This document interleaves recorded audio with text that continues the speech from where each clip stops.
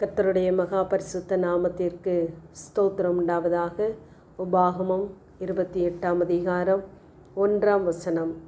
கர்த்தருடைய சத்தத்திற்கு உண்மையாய் செவி கொடுப்பாயானால் உன் தேவனாகிய கர்த்தர் பூமியில் உள்ள சகல ஜாதிகளிலும் உன்னை மேன்மையாக வைப்பார் என்று வாசிக்கிறோம். இந்த மேன்மையை விரும்பாதவர் எவருமே இருக்க முடியாது. ஆனால் தேவன் தருகிற இந்த மேன்மையை, இந்த உயர்வை, ஆசீர்வாதத்தை நாம் அனுபவிக்க வேண்டுமென்றால் கர்த்தருடைய சத்தத்திற்கு நாம் உண்மையாய் செவி கொடுக்கிறவர்களாய் இருக்க வேண்டும் என்று தேவன் எதிர்பார்க்கிறார். தேவன் தருகிற எல்லா ஆசீர்வாதத்திற்கு முன்பதாக ஒரு நிபந்தனை இருக்கும். நிபந்தனை இல்லாமல் எந்த ஒரு ஆசீர்வாதத்தையும் தேவன் தரமாட்டார். ஆனால் நம்மில் பலர் நிபந்தனைகளை ஏற்றுக்கொள்ள மறுக்கிறோம், ஆசீர்வாதங்களை சுதந்திரிக்க வாஞ்சிக்கிறோம். ஆனால் தேவன் சொல்லுகிறார், நீ இவைகளை செய்யும் பொழுது நான் உன்னை சகல ஜாதிகளிலும் மேன்மையாக வைப்பதோடு மாத்திரமல்லாமல் அதே அதிகாரம் 14ஆம் வசனம் வரை இருக்கிற அத்தனை ஆசீர்வாதங்களையும் நமக்கு தந்து நம்மை மேன்மைப்படுத்த அவர் உண்மையுள்ளவராகவே இருக்கிறார். தேவன் நமக்கு தந்த பொக்கிஷமாகிய இந்த வேத வசனத்தின்படி வாழ நம்மை அர்ப்பணிக்கும் பொழுது தேவன் நம்மை வாளாக்காமல் தலையாக்குவார், கீழாக்காமல் மேலாக்குவார்.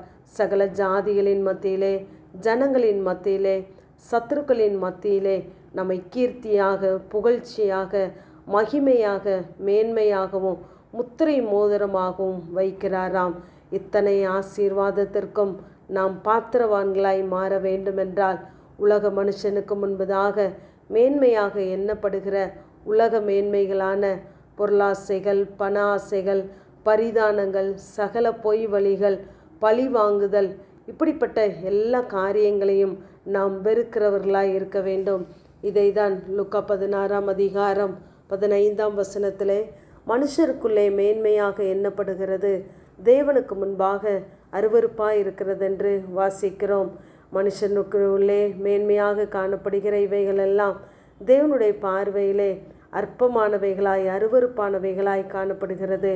ஆகவே கர்த்தருடைய பிள்ளைகளாய் இருக்கிற நாம் இவைகளுக்கு விலகி இருக்கும் பொழுது தேவன் தம்முடைய உன்னதத்திற்குரிய சகல ஆசீர்வாதங்களினாலும் நம்மை நிரப்புகிறவராகவே இருக்கிறார்.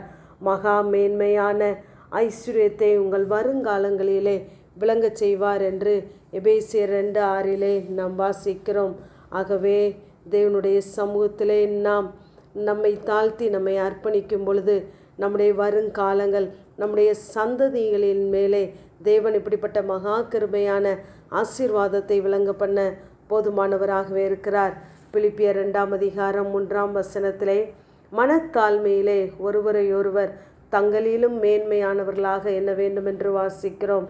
நாம் மற்றவர்கள் நம்மை எப்படி பார்க்க வேண்டும் என்று நினைக்கிறோமோ அதே காரியத்தை நாம் மற்றவர்களுக்கு செய்ய முந்திக் கொள்ளும் பொழுது தேவன் அவர்களுக்கு முன்பதாக நம்மை ஆசீர்வதிக்கிறவராய், நம்மை மேன்மைப்படுத்துகிறவராகவே இருக்கிறார். நீங்கள் இருக்கிற நிலைமைகளிலே, இருக்கிற இடத்திலே தேவன் உங்களை மேன்மைப்படுத்த போதுமானவர். எந்த இடத்திலே நீங்கள் வெட்கப்பட்டீர்களோ, தலை குனிந்தீர்களோ, அந்த இடத்திலே தேவன் உங்கள் தலைகளை உயர்த்த போதுமானவர். என்னை சுற்றிலும் இருக்கிற சத்துருக்களுக்கு மேலாக என் தலை உயர்த்தப்படும் என்று தாவீது சொல்லுகிறார். அந்த தாவீதை தேவன் எப்படி மேன்மையாக பார்த்தார் என்றால் அவர் சந்ததிகளுக்குள்ளே மகா மேன்மையான மனுஷனாக பார்த்தாராம்.